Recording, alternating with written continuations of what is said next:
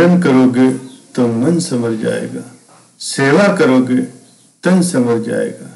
कितनी दिलकश है मेरे सतगुरु की बातें, अगर अमल करोगे तो जिंदगी संवर जाएगी। प्यारे सज्जनों, हमारे कर्म कितने गहरे हैं हम ये नहीं जानते। कई ऐसे छोटे छोटे कर्म भी होते हैं जिनके भुगतान के लिए हमें दोबारा इस संसार में जन्म लेना पड़ता है, लेकिन सतगुरु नहीं चाहते कि हम यहाँ इन छोटे छोटे कर्मों की वजह से दोबारा आए। इसीलिए सतगुरु हमसे सेवा करवाते हैं और इन छोटे छोटे कर्मों का भुगतान सहज ही करवा देते हैं। जैसे कचरे का अगर ढेर पड़ा हो तो उसमें कई तरह की चीजें रहती हैं, अच्छी भी और खराब भी, पर हम उसे कचरा ही कहते हैं। जबकि कबाड़ी उसमें से छांट छांट करके अच्छी और खराब दोनों चीजें अलग करके दोनों की अलग अलग कीमत देता है। हमारे भी संचित कर्मों का एक ऐसा ही पहाड़ बना हुआ जिसमें शुभ और अशुभ दोनों ही कर्म है। जब हम गुरुदर की सेवा करते हैं, मान लिया हमने लंगर हाल में सेवा की, तो उनमें से कई रूहें ऐसी भी होती हैं जिनके हम कर्जदार होते हैं, पर हम ये नहीं जानते, लेकिन मालिक सब जानता है। गुरु दरबार की किसी भी प्रकार की सेवा जो भी होता है, सब पर यही नियम लागू होता है। कोई भी सेवा छोटी और बड़ी नहीं होती। अगर हम घर पर भी सेवा करते हैं तो घर वालों को भी उसका फायदा होता है, क्योंकि कुछ उस सेवादार की जिम्मेदारियां भी उसके घर वालों ने ले रखी, तो सेवा का फल उन्हें भी जरूर मिलता है। सेवा का फल सबसे मधुर होता है। ये खाने वाले और खिलाने वाले दोनों को ही तृप्त कर देता है।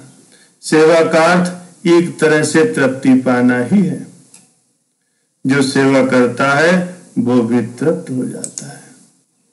प्यारे सज्जनों, एक बार राजा भोज के दरबार में एक दिन सभासदों में आपस में बहस होने लगी कि भक्ति और साधना या सेवा और सज्जनता में कौन बड़ा है। इस बहस का राजा कोई भी निर्णय नहीं दे पाया।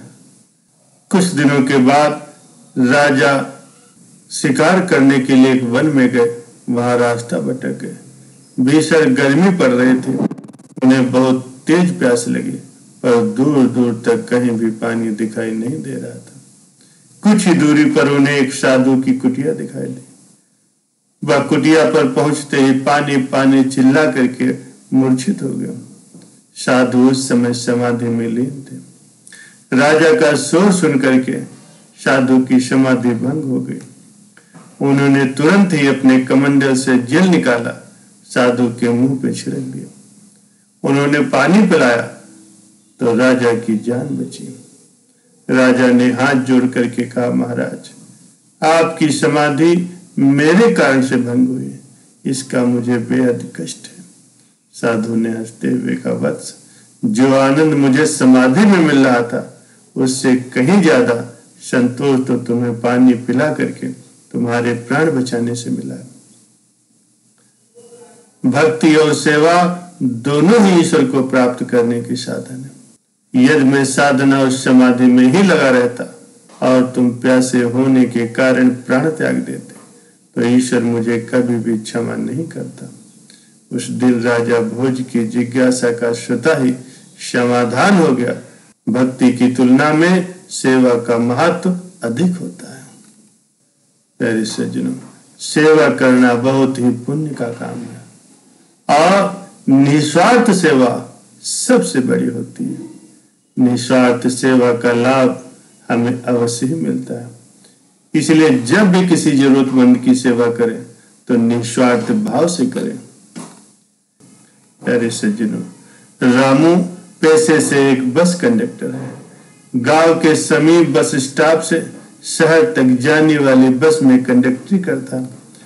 वो रोज सुबह काम पर निकलता है और शाम तक घर वापस आ जाता है। जो उसे वेतन मिलता है उससे मुश्किल से उसके परिवार का गुजारा हो पाता है। एक दिन की बात है, जब शाम को बस का अंतिम स्टेशन आ गया तो उसने देखा कि बस के सभी यात्री उतर चुके हैं।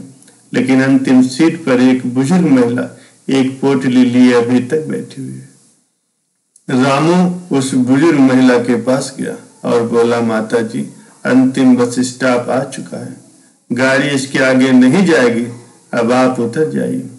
कंडक्टर की बात सुन करके महिला ने उदास होकर के बोला, बेटा मैं कहाँ जाऊं, कुछ समझ नहीं आ रहा है, मेरा कोई घर नहीं, न ही कोई सगा संबंधी। रामू ने उस महिला का पता पूछा, लेकिन वो महिला कुछ नहीं बता पा रहे थे। जब काफी देर हो गई तो रामू ने सोचा, इस बुजुर्ग बेसहारा महिला को अपने साथ लेकर के घर चलो। उसने कहा, माता जी आप मेरे घर चलिए। ये सुनकर के महिला अपनी पोटली साथ लेकर के उसके घर चली। घर जाकर के रामू ने पत्नी को सारा किस्सा सुनाया। पहले तो उसकी पत्नी सुलोचना ने उस बुजुर्ग महिला को घर पर रखने को तैयार न हुई, लेकिन रामू के बार बार समझाने के बाद वो मान गए। अब घर पर एक कमरा जो खाली था उसी में वो बुजुर्ग महिला रहने लगी। रामू और सुलोचना दोनों ही उसका बड़ा ख्याल रखते। सुलोचना प्रतिदिन मुझे खाना देती, उसकी सेवा करती।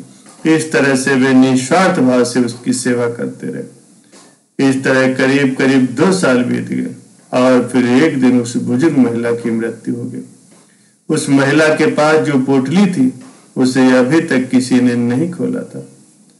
जब बात आई बुजुर्ग महिला के अंतिम संस्कार की तो वो भी रामू ने किसी तरह से कर दिया। बुजुर्ग महिला का अंतिम संस्कार करने के बाद जब रामू ने पोटली खोली तो उसकी आंखें फटी की फटी रह गई। वो पोटली हीरो और सोने से भरी थी और उसमें एक चिट्ठी भी रखी हुई थी। रामू और उसकी पत्नी ने जब चिट्ठी को पढ़ा तो उनके होश उड़ गए। चिट्ठी में लिखा था, मेरी मदद और मेरी निस्वार्थ भावना से देखभाल करने के लिए तुम्हारा धन्यवाद।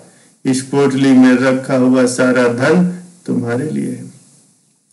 रामू और उसकी पत्नी को अभी भी यकीन नहीं हो रहा था कि उस बुजुर्ग महिला जिसे वे लोग बेसहारा समझ करके बिना किसी स्वार्थ के सेवा कर रहे थे, वह उनके लिए इतना धन छोड़ करके जाएगी।